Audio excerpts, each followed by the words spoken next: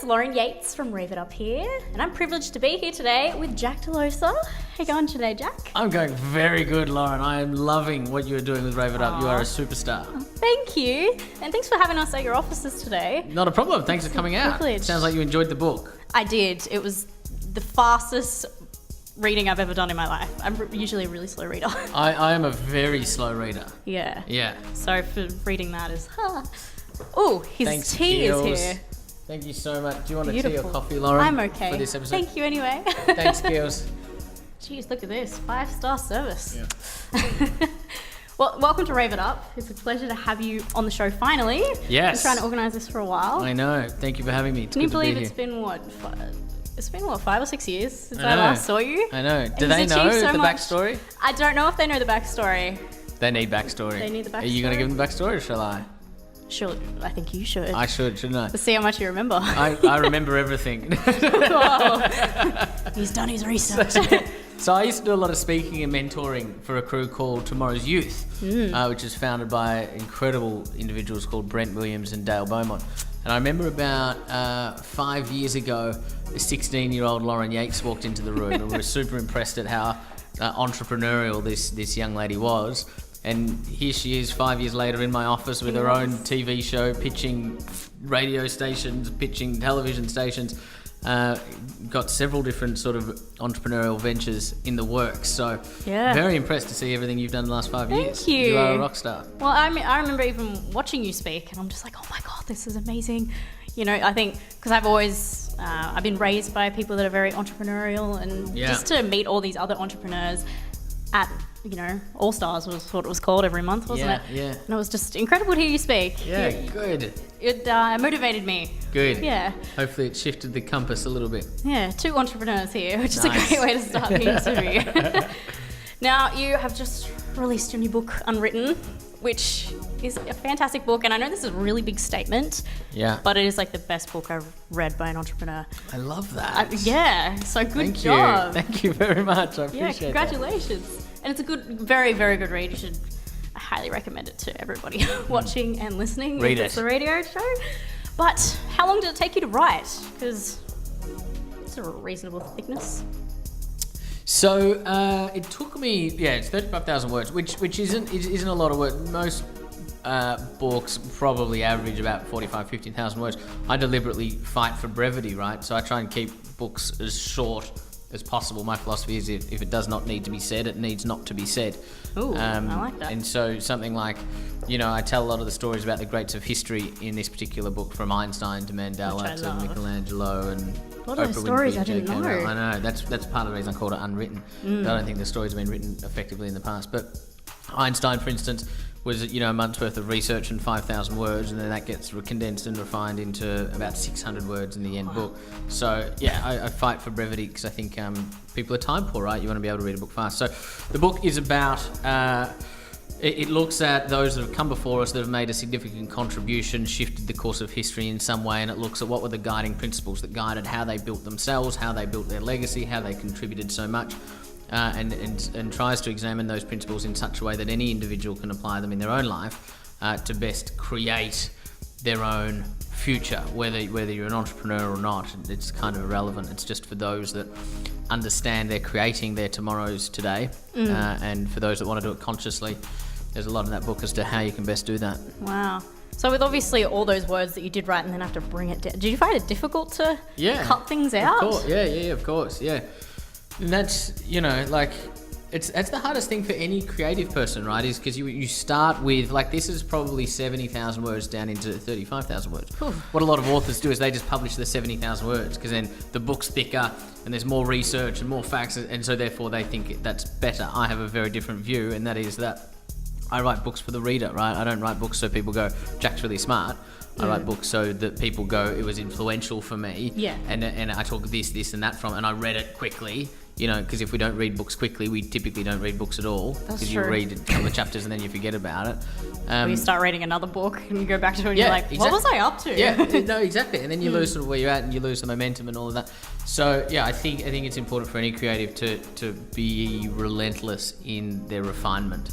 Very, very good. I like it. Especially for someone like myself that's a slow reader. Yeah. I want to read it Maybe fast. that's the other thing, is I'm a very slow reader, so I can empathise with the reader in that sense, going, no one wants to read no for one a month. wants to read, like, just give me a book I can read in a weekend. Yeah, that's true. Or those like big book series.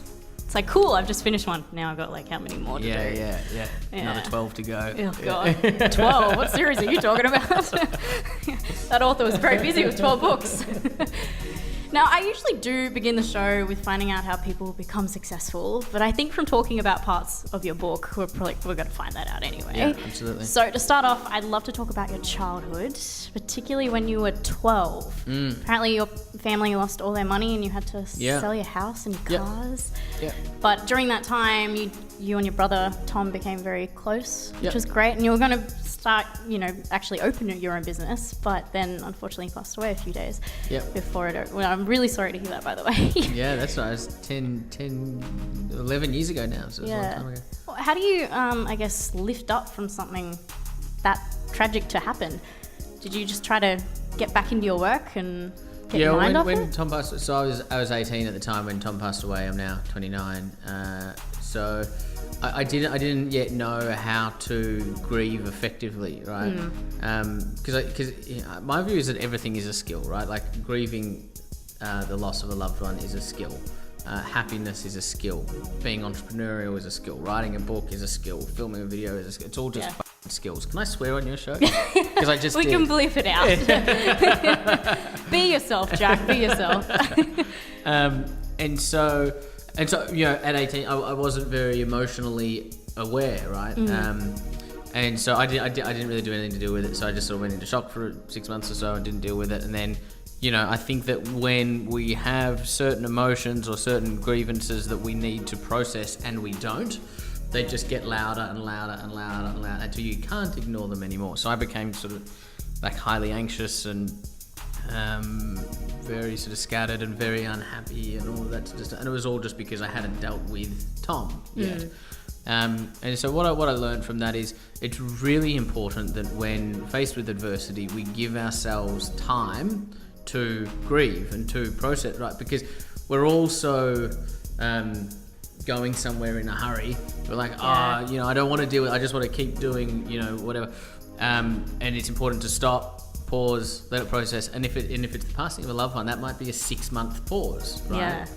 It might not be, because often we have to get back to work. But in terms of the things that we don't have to absolutely do, 6 months of just perhaps hibernating or just talking with loved ones or seeing counsellors, whatever it might be, right?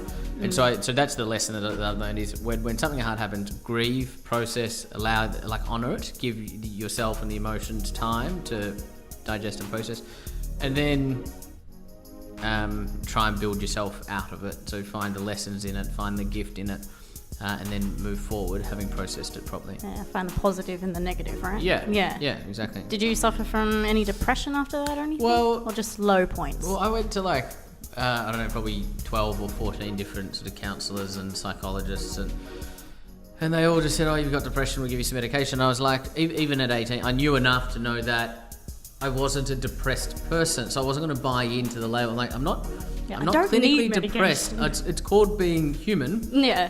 Just had I'm a feeling brother my emotions. passed away. Yeah. It's called being sad because the closest term that I think they got to something that was accurate was reactive depression, which is something's happened but again, in my view, that's not something to be medicated.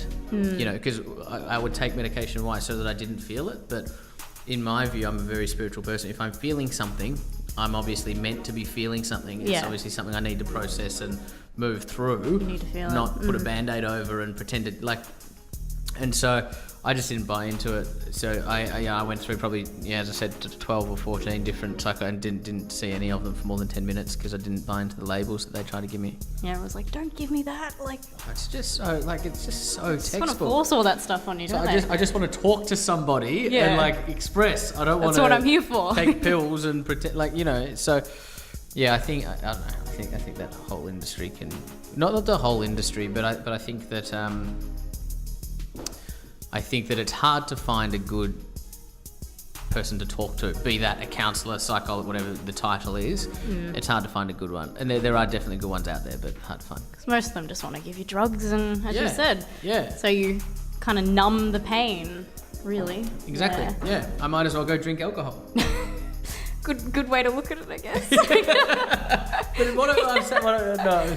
We are not telling you to go drink alcohol and I'm take not drugs. suggesting going to drink alcohol is a good thing, but I'm saying taking a pill is the equivalent, like an antidepressant or whatever, in that instance where I wasn't chemically or clinically depressed, and depression is a real thing, and in some instances it is very worthwhile to sort of take medication to help that along.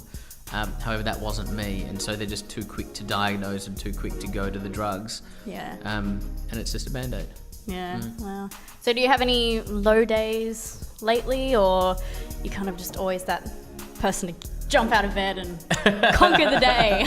I definitely didn't jump out of bed yesterday. I had a book launch 2 nights ago. Oh. And then had like a 6 a.m. flight the next next morning. So, how do you do that? Just surviving on stupidity. no hours sleep. Yeah. Jeez. But do I have low days? I probably... So everybody's human, right? Yeah. And so I experience ups and downs, and some days I'm tired and exhausted and stressed, and other days I'm not, like that's just being human. I don't have low days in the sense where I feel sad or depressed or anything like that. My natural default, I think a lot of people's natural default position is happiness. Yeah, right? You'd hope so. Particularly, given what you've done over the last few years with Tomorrow's Youth, I've done so much work around psychology, personal development, how to overcome adversity, how to be in control of one's emotional state and all of that sort of stuff. And so I'm quite emotionally fit today. That's good to hear. Yeah, while being human. It's really important that we're always human, always authentic. So if I'm sad, I'm just sad. I don't try and convince myself that I'm not. It's just that, my natural default position is happy. Yeah. Yeah, and obviously in a lovely office like this where there's positive quotes everywhere, that kind of helps you out. Exactly. That's surrounded the thing. by it. And that's the thing is, that's probably an important distinction, right? So for my first 5 years in business, where I was losing money, losing clients, losing staff, going backwards, not making any effective progress, definitely not feeling successful.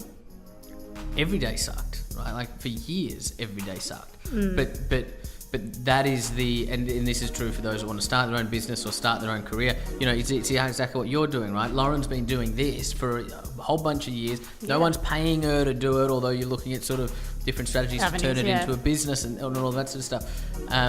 But that's the dedication that it takes, and not making what other people would deem to be progress, like not making squillions of dollars or anything like that. That's what differentiates those that go on and do something great from those that don't, right? So for the first 5 years, a lot of days would have sucked. But today, I'm fortunate enough to be in a position that I've always worked really, really hard to be in, where I work with people that I love, in a space that I love, doing things that I love. Yeah. And so, I don't have many reasons to not be happy. Although no one's life is obviously perfect, but... Yeah.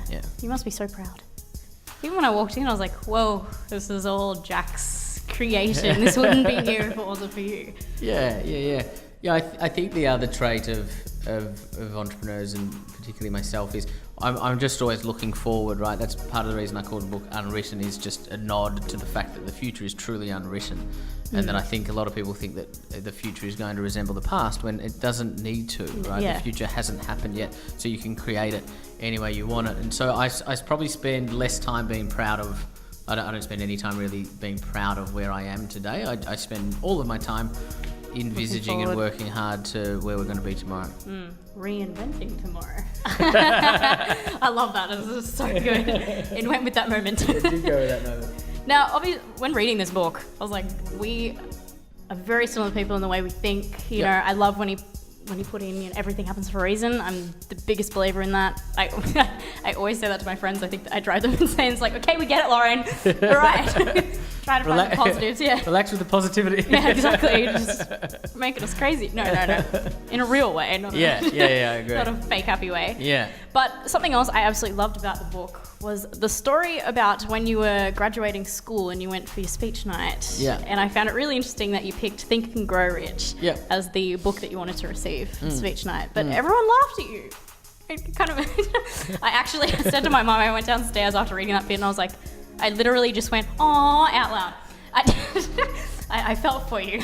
How did it feel at that moment? Did you like, oh, I'm gonna prove you guys wrong, or? Yeah. So to give a bit of context, so I won an award, and the award was you get to choose your own book, and then they hand it to you on speech night, which is in front of all of your peers and parents and peers' parents and teachers and everything. And the book I called was Think and Grow Rich. And so when I was coming out on stage, the headmaster held it up for the audience to see, and the whole auditorium started laughing. So, and that was the first time I'd ever been on stage in high school, because they shouldn't have put me on stage in high school.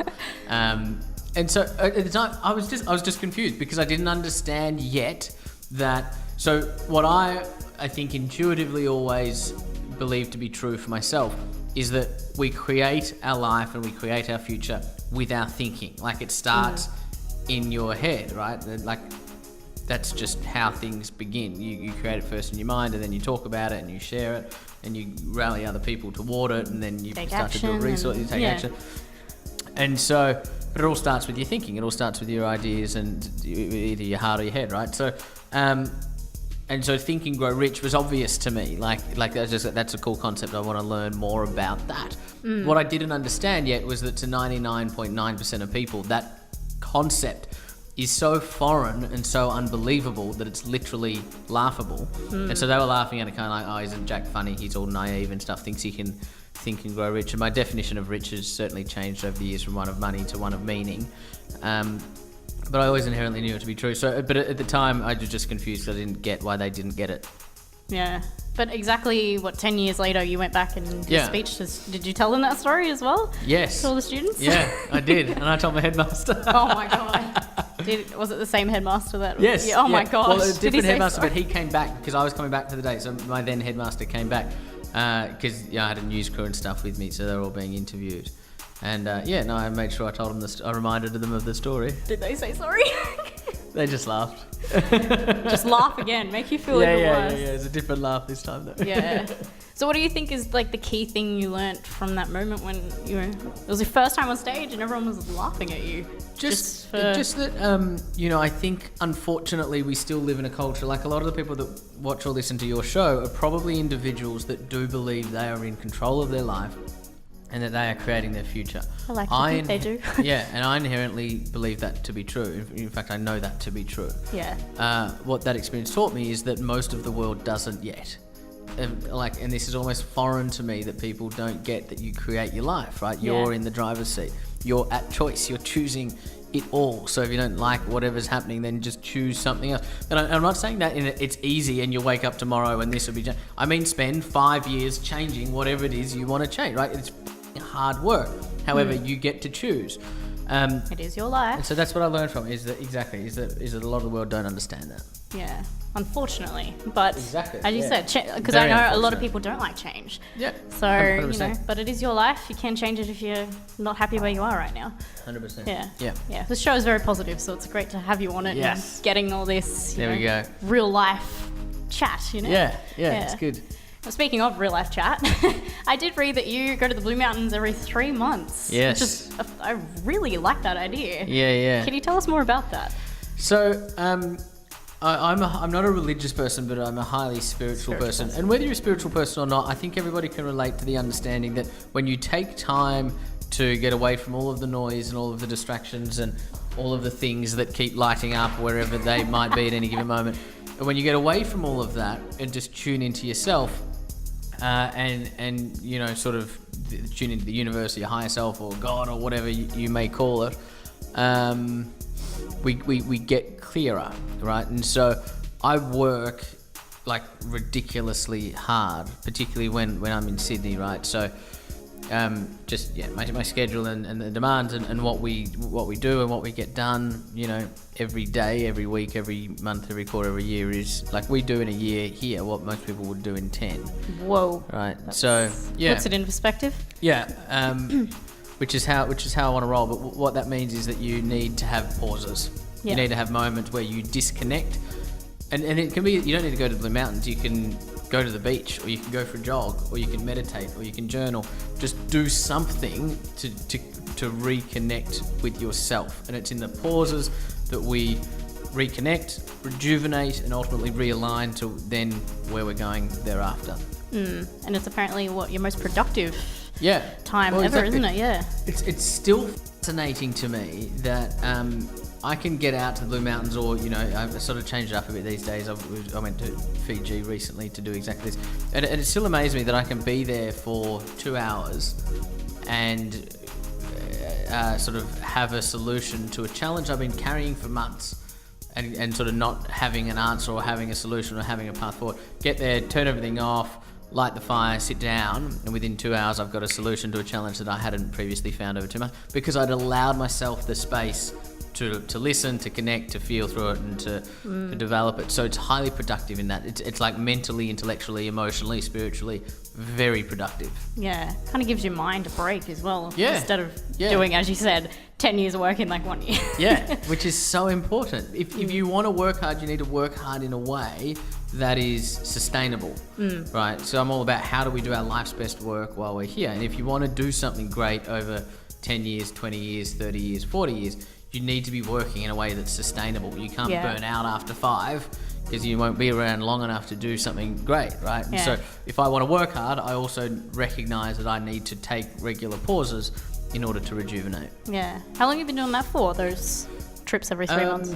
Since I was probably 24, so about 5 years. Wow. Yeah. That's really good. And pretty did you find out that before you did those, you were burning out really, really quickly? Yes, And and had no idea why, and felt disconnected and felt unmotivated. It all started when a girlfriend of mine said to me, "Why do you do what you do?" And I was probably 24 at the time, and so I started to reel off sort of financial projections and business milestones, and said, no, Jack, why do you do what you do? Like, why is this fulfilling for you as a human? Yeah. And I couldn't answer her, right? Oof, that's an eye-opener, isn't it? Yeah, exactly. Particularly at 24, for me, who I sort of pride myself on being relatively emotionally aware, I couldn't answer the question. And she said, go home, take the rest of the day off, and just journal and ask yourself that question. And then sort of through that discussion, that evolved into taking 2 days every quarter. Because what happens is, if we don't pause, sort of every 3 months or so, we kind of go off path and become a little bit disconnected from self and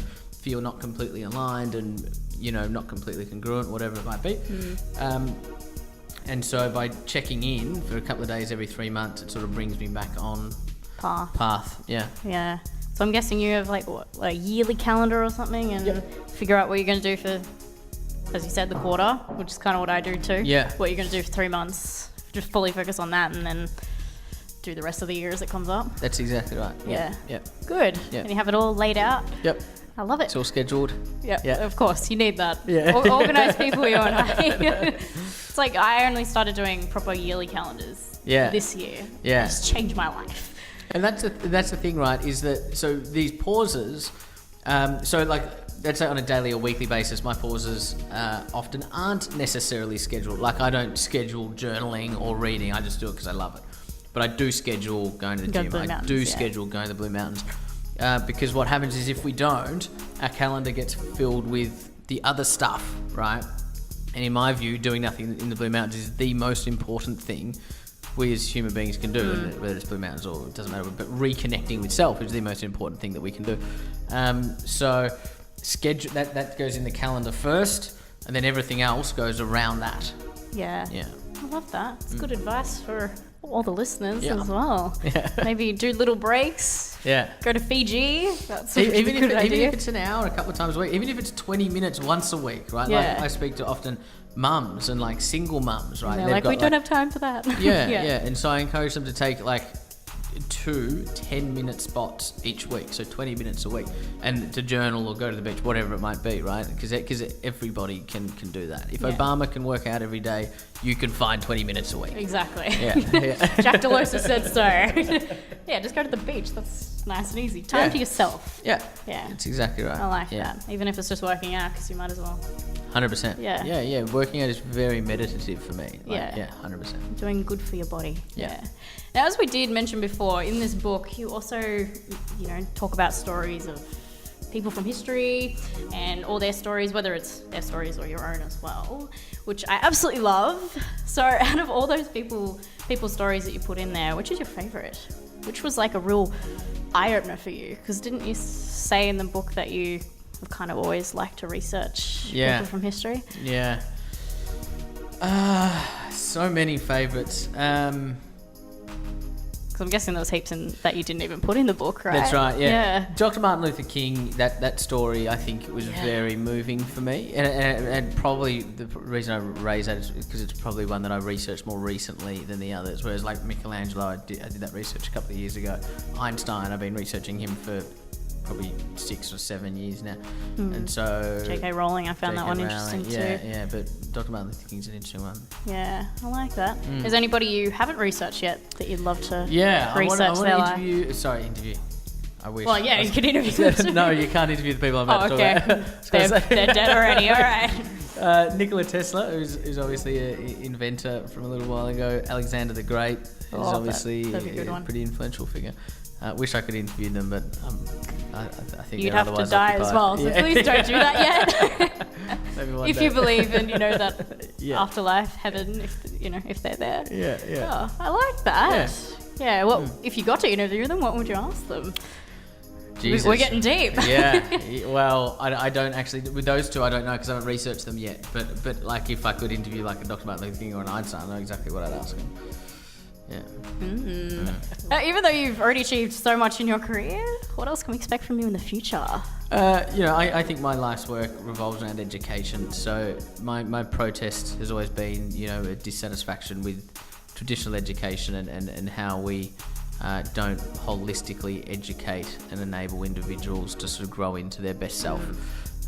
We've still got this kind of industrial aged education system that's based on like numeracy and literacy and a couple of other subjects, rather than it's not rather than, because it's not an or. I'm suggesting an and kind of a thing, where we need more education around how do I identify what I love, how do I identify what makes me curious, how do I identify what I'm great at, how do I identify my strengths, my weaknesses, my passions, my values.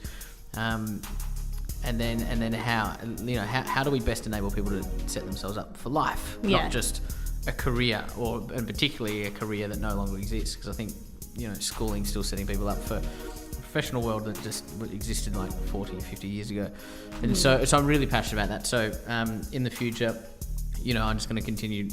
I've now built in the entourage Australia's largest education institution for entrepreneurs. So we've got about 300,000 members around Australia. So I want to keep doing that, keep putting runs on the board here, keep delivering great education. We want to get to a point where we're delivering the best education in the world, and use that as an example to sort of catalyse change throughout education and improvement and innovation throughout education. Can we expect another book as well? Yeah, I've accidentally started writing it already. Accidentally? Not writing it, but I've accidentally started preparing it already. Preparing it in your head. Ooh, what's that one going to be about? I promised myself I wouldn't, but I am. Really? Yeah. Well, I promised myself I'd take a couple of months. So this isn't out yet, or by the time you guys watch this, it's probably just come out. Yeah. So I was planning to take a few months before I started the next one, but that didn't happen. You already started to think about it. Slipped. Oh, well. Whoops. Is it going to be similar, or is it going to be totally different? It'll be a little bit different, yeah. Ooh. Yeah. Well, keep us updated. I will. If you want to promote it, you've got me. And also, what advice would you give to the listeners or the viewers that would like to, follow their dreams of becoming just like you? Whether that's an entrepreneur, an investor, a best-selling author. Yeah. So first thing is not try and do it just like anybody else, right? Yeah. My fundamental message is engage in self-reflection, engage in self-exploration, ask yourself questions, meditate, journal, sort of observe your own behaviours and your own values, and work out who you are. The other great way to sort of work out and discover and decide who you are is to travel the world or to go and try new things, but explore yourself and explore the world. When I say explore the world, I don't necessarily mean in a geographical sense. I mean go and work for different people or try different things or whatever. Explore yourself, explore the world. Work out who you are, and then consciously create a life that aligns to that. I like that advice. Gives me goosebumps. Thank you very much. Thanks, Lauren. We are unfortunately getting to the end of the interview now. It's very sad. We're going to have to do it again. Definitely. You're good at this. Well, thank you. You're very good at this. That means a lot. I've been doing it for a long time now. It shows. But as a closing statement, and was probably the most important question, knowing what you know now, what would you tell your 14-year-old self? Just that, you're setting out on a very non-traditional path, and